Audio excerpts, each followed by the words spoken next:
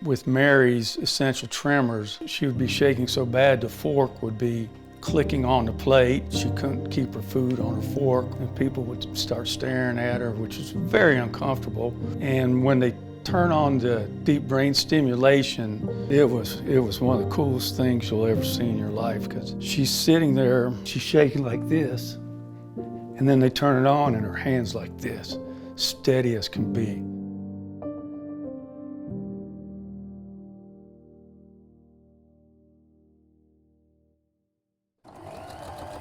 Mary was diagnosed with essential tremors with Parkinsonism, which means she has symptoms which mimic Parkinson's. I have trouble speaking sometimes, so Chris will help me out.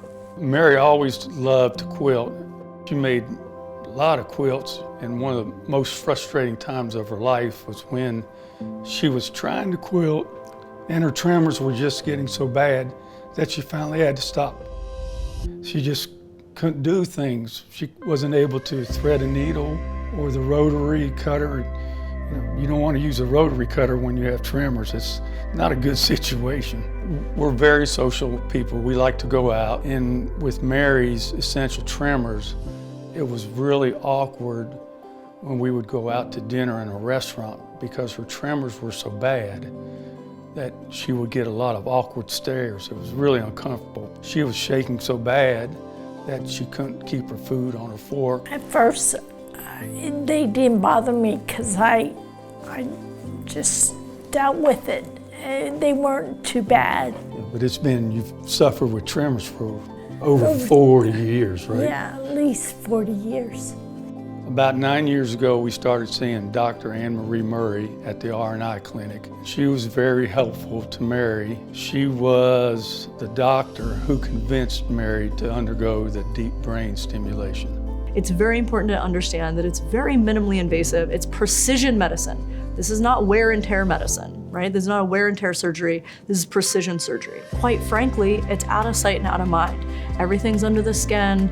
Everything in most day-to-day life, people wouldn't even know you have it.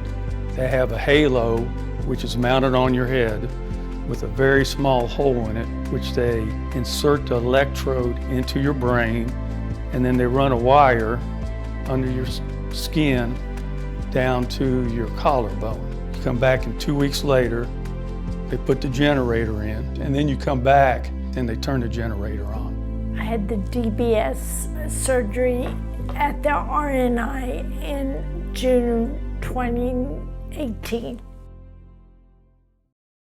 The transformation was it was so fantastic. Well, we've been married for 40 years. We have 2 children, and we have a 7-month-old grandson who was born in April. It means the world to me. She's happy, and she's able to do everything a grandma wants to do with her grandson. It's a wonderful experience, isn't it?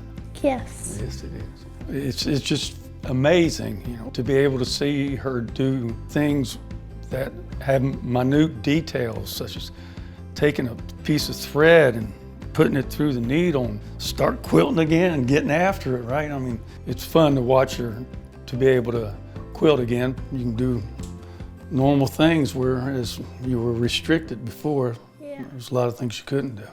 Like do my hair, my makeup, button my shirts, put on my jewelry. It's overwhelming to think about going through the surgery and what you're going to do.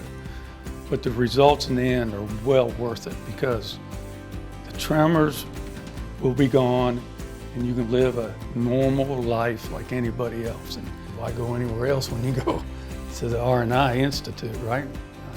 There's no need to go anywhere else. You can go to WVU and get the best care in the world right here.